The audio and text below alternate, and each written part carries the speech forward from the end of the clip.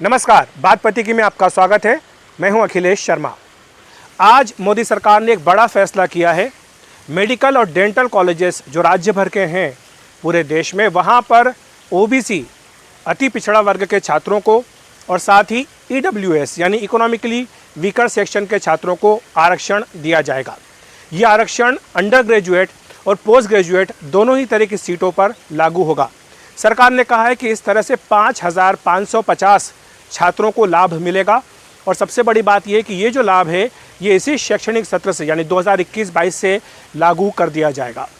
आप जानते हैं कुछ दिनों में नीट परीक्षा होने जा रही है और इसीलिए ये फैसला किया गया है।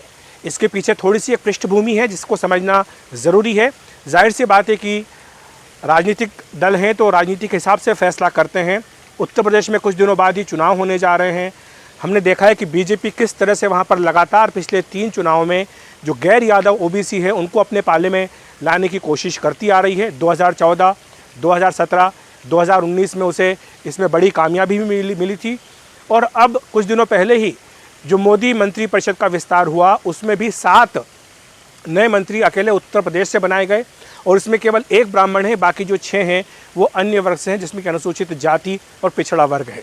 तो बीजेपी अपनी ओर से यह संदेश देने की कोशिश कर रही है कि वो इन तमाम तबकों को अपने साथ लेना चाहती है और इसीलिए ये जो आज फैसला किया गया है इसको इसी से जोड़कर देखा जा रहा है।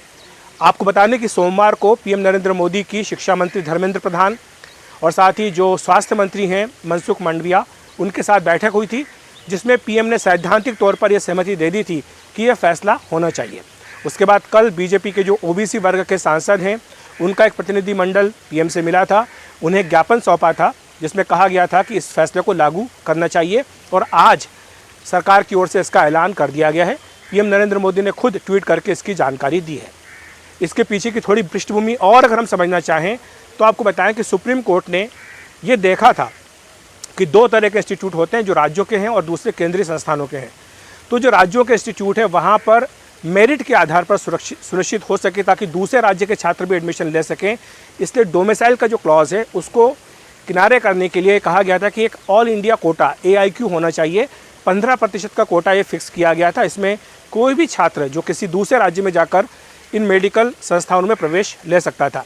बाद में फिर सुप्रीम कोर्ट ने एक फैसला दिया जिसमें यह कहा गया कि इस जो 15% का कोटा है AIQ जो कि केंद्र सरकार की ओर से है, इसमें अनुसूचित जाति और अनुसूचित जनजाति के छात्रों को भी आरक्षण दिया जाए। उसके बाद 22.5% इसमें आरक्षण उनके लिए कर दिया गया था।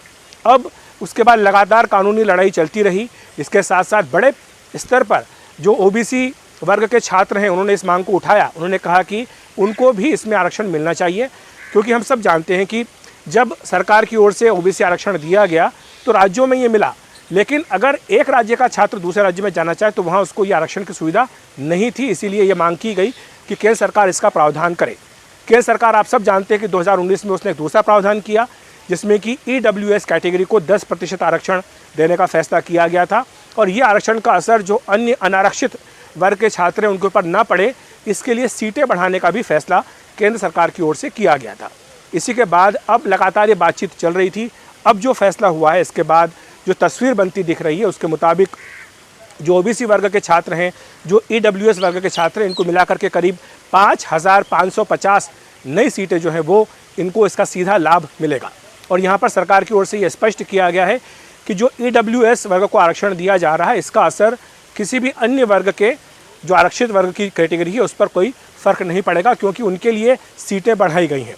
मैं आपको सीटों का आंकड़ा पढ़ करके बताना चाहूँगा। सरकार ने अपनी ओर से जो प्रेस रिलीज़ दी है उसमें दावा किया है कि किस तरह से पिछले कुछ वर्षों में जो मेडिकल की सीटें हैं उनको बढ़ा दिया गया है। उन्होंने कहा है कि 2014 में मेडिकल सीटें 54,348 थी। इनमें 2020 तक 56% की बढ़ोतरी की गई है और अभी 84,649 सीटें हो गई हैं। ये सीटें हैं जो MBBS की हैं। और उसके बाद अगर हम PG की बात करें, पोस्ट ग्रेजुएशन की, तो उनकी सीटों में 80% का इजाफा हुआ है। 30,191 सीटों से बढ़ा करके, जो कि 2014 में थी, अब 2020 में इनको बढ़ाकर 54,275 कर दिया गया है। और 179 नए मेडिकल कॉलेज पूरे देश में नए खोले गए हैं।